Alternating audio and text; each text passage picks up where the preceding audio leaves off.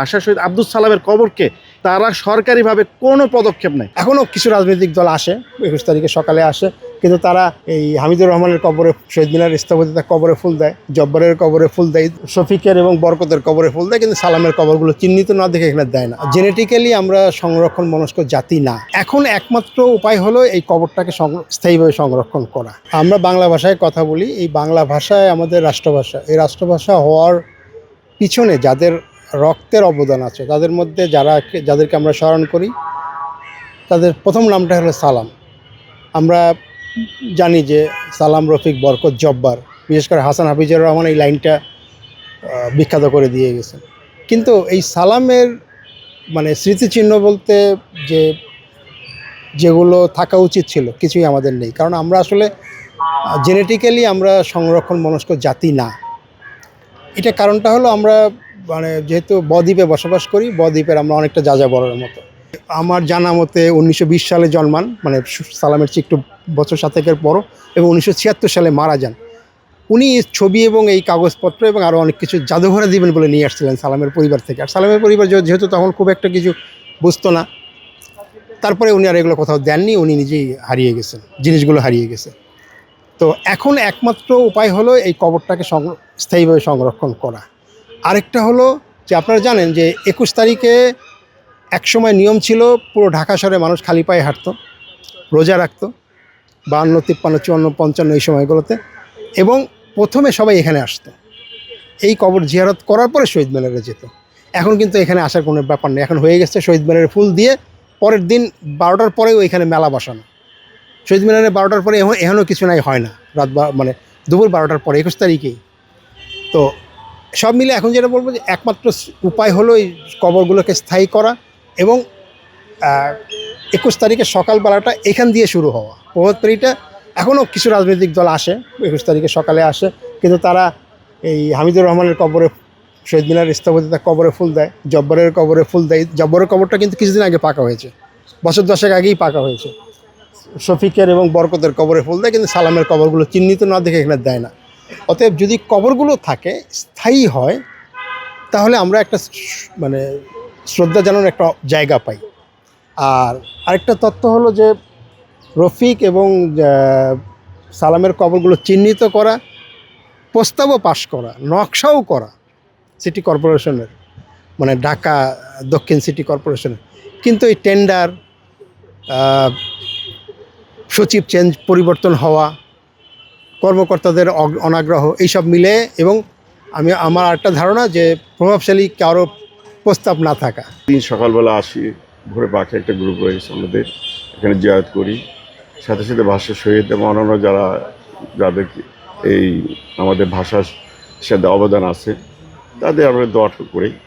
কিন্তু সালাম নামটা আমরা প্রথমে শুনে আসছি, তার স্মৃতিটা আমরা কিভাবে যে এখানে কোনো চিহ্ন পাচ্ছি না, জানি না তো কোথায় কি। আমরা হয়তো ভাবছি যে তার গ্রামের বাড়িতে এটা হইতেছে, কিন্তু আজকে জানতে পারলাম যে গ্রামের বাড়িতেও সেটা হয়নি নাকি।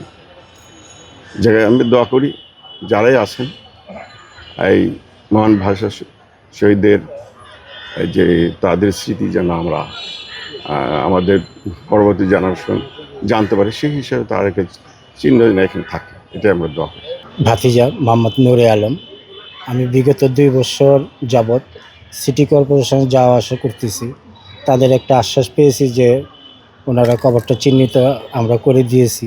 চিহ্নিত করার পর সিটি কর্পোরেশনের সব ডকুমেন্টই আমার কাছে আছে, কিন্তু কি কারণে কি হচ্ছে না আমার কিছুই জানা না। কিন্তু একেবারে টেন্ডার প্রক্রিয়াধীন আছে, সবাই বলতেছে যে টেন্ডার প্রক্রিয়াধীন।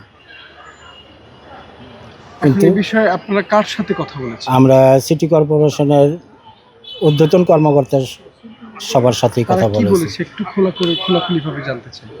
আমরা যখন যাই, ওনারাও তো বলতেছে যে এটা ওনাদের থেকে যেটা সরকারি রুল হিসাবে যতটুকু কাগজের প্রয়োজনীয়তা, একেবারে ওনার যে শহীদ দিবসের যেই শহীদ হয়েছেন ওই সার্টিফিকেট পর্যন্ত আমার কাছে আছে।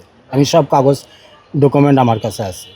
ওই কাগজ সহকারে যখন আমি আমাদের ফেনী ডিসি মহোদয়ের সাথে যোগাযোগ করি, তারপরে আমি ওইখান থেকে ডিসি মহোদয় আবার ঢাকা সিটি কর্পোরেশনের কাছে পাঠাই।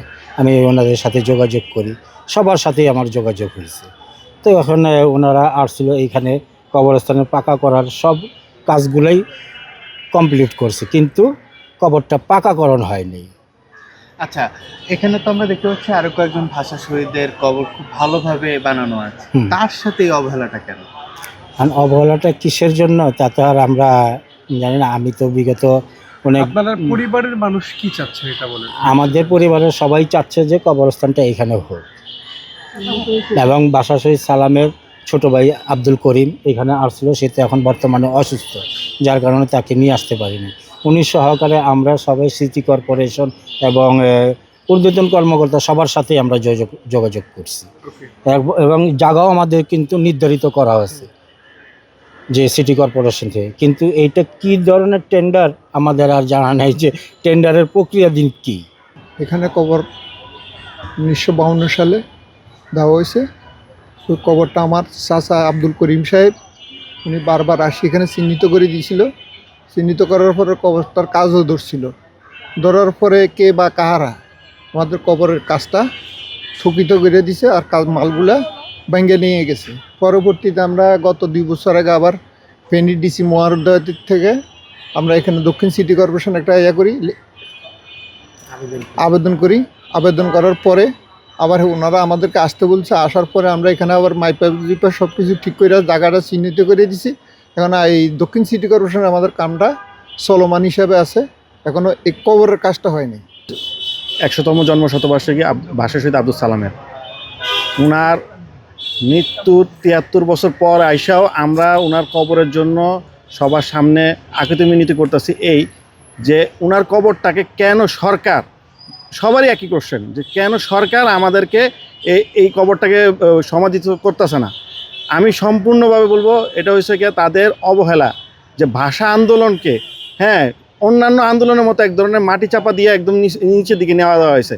যে ভাষার জন্য আমরা আজ কথা বলতে পারতাছি, যে ভাষার জন্য আমরা 1952 সালে আমরা রক্ত দিয়ে হইলেও আমরা এখানে আসতে পারছি। 73 বছর পর একটা স্বাধীন সার্বভৌমত্ব রাষ্ট্রের আমরা যেখানে জুলাই সনদে বাংলা ভাষাকে প্রাধান্য দিতেছি, কিন্তু সেই সব ভাষা শহীদদের, যে ভাষা শহীদ আব্দুল সালামের কবরকে তারা সরকারিভাবে কোনো পদক্ষেপ নেয়। তাদের একবার এলোকে একদম কি বলা, অন্যান্য ভাষা শহীদদের মতো আরও অনেক ভাষা শহীদ আছে, কিন্তু ভাষা শহীদ সালামের কবর তো শনাক্ত করা গেছে এবং দলিলও হয়েছে। সিটি কর্পোরেশনে সেটা টেন্ডার প্রসেস হয়ে এখন পর্যন্ত স্টপ হয়ে রয়েছে। এটা আমরা আসলে দ্রুতভাবে আমরা চাইতেছি সংস্কার করে হইলেও সমাধিস্থ করার দরকার। সরকারের এই সদিচ্ছা আমাদের আবার জায়গায় দরকার। কেন সরকার এটা নিয়ে আসলে একটা ছেলে খেলা করতেছে? এটা আসলে আমাদেরকে দূরে, সরকার আমাদেরকে পরিবার থেকে, আমাদের ভাষা শহীদ পরিবারকে তারাকে আলাদা করে রাখতে চাইতেছে।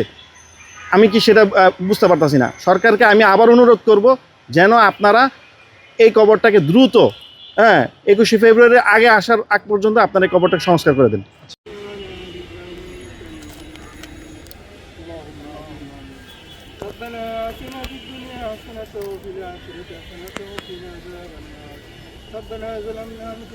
لم تغفر لنا وترحمنا لنكونن من الخاسرين رب اجعلني مقيم الصلاة ومن ذريتي وتقبل دعائي ربنا اغفر لي ولوالدي وللمؤمنين يوم يقوم الحساب رب ارحمهما كما ربياني صغيرا رب ارحمهما كما ربياني صغيرا رب ارحمهما كما ربياني صغيرا ربنا لا تزغ قلوبنا بعد إذ هديتنا وهب لنا من لدنك رحمة إنك أنت الوهاب